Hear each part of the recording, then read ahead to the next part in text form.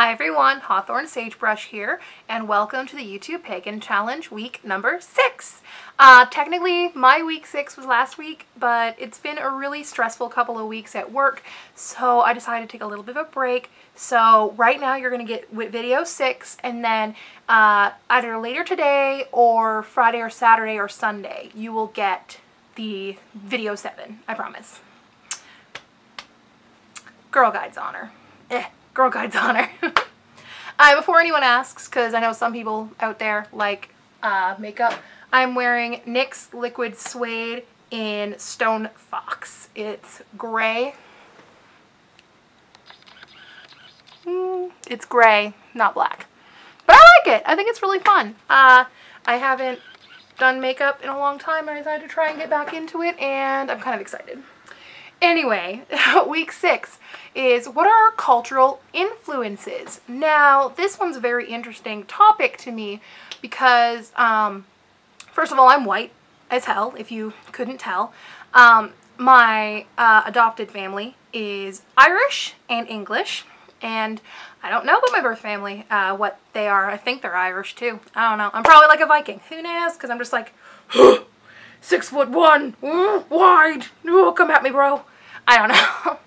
Sorry. I don't really know what I am, but I guess Irish and English it is. I'm white as hell. But we're not really Irish. My family is very Christian. Well, no, actually they're not. As I've said, my dad is Christian, but he doesn't go to church, and my mom is socially Christian, I guess. Anyway, I said that in so many videos now, probably like every single video, right? Anyway, around this area where I live, which is the Maritimes of Canada, there's a lot of Christians.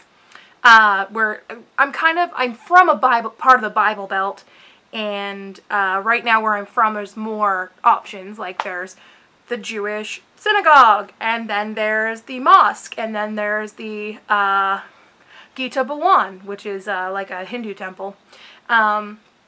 Anyway. There's a lot of options around here, but mostly Christian, as I say. So Christian, Canadian, Irish, and English. And the Irish that we have is not Catholic. My family is Church of England, or Anglican. So we call it here. It's not Church of England here, but yeah, my family's Anglican. So I'm guessing that's the side of Ireland we're from. I think we're Northern Ireland. I don't really know. My dad's father's father lived in Ireland and then moved to Canada, where my grandfather was born in Canada. Anyway, so other than that, some other cultural influences I have is that my mom's sister married a native man, and that's back when the woman would get native status if you married a native man. So I went to preschool on the reserve. So I grew up learning a lot of Maliseet stuff, like things in Maliseet. Like for some reason, like the only thing I remember how to say in Maliseet is black-capped chickadee, which is chikikilasis, which is kind of emulates the sound chikikilasis, like that. That's kind of the noise that a black-capped chickadee does. And then I remember masus, which is fiddlehead. Don't know why I remember those two words.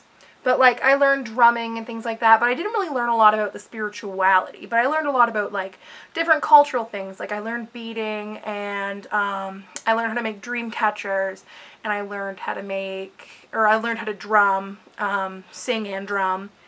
I learned a lot of things like that. So there's a little bit of that influenced in me, so I kind of learned a lot from that, and a lot of my childhood friends were native. Not so much after that, but that's a long story y'all don't need to hear.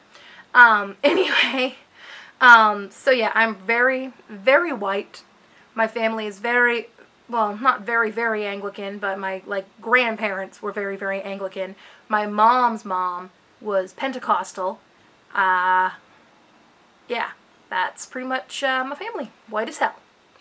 So I don't really get a lot of cultural influence other than what I've been exposed to. So culturally, my influences are not very much. It's mostly the internet where I've learned a lot of things. Like, I wasn't religious at all as a kid. in grade 10, I decided, hey, maybe I should have a religion, because I just kind of felt, you know, that's grade 10's when you start, like, figuring out who you are.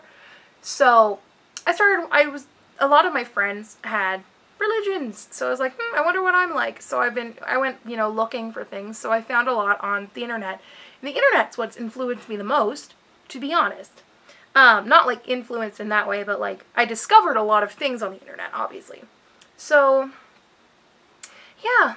So there's really not a lot of cultural influence when it comes to my practice, other than, like, in our circles, we often do bring in Maliseet and Mi'kmaq traditions, and not from a gross appropriation kind of way, but locally they created an ancestor recognition song and drumming pattern for non-Maliseet and Mi'kmaq people to use. I believe it's Maliseet.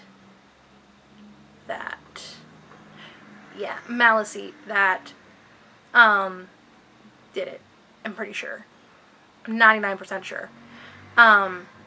So we use that in our tradition a lot. Like in our group work, we recognize it with that.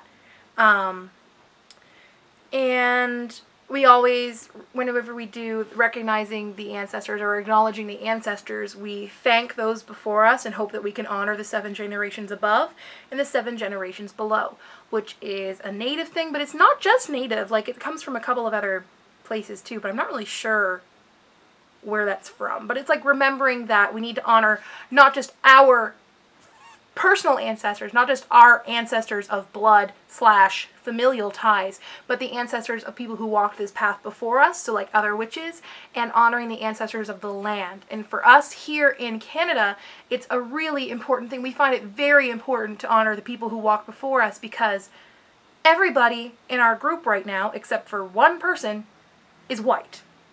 And the other person's Native. Ow. But we find it very important to recognize the people who walked the land before us, the people whose bones we walk on, essentially.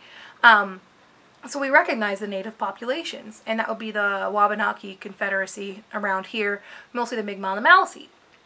So that's what we like to do. We like to, it's not our culture, but we like to honor the culture of the land.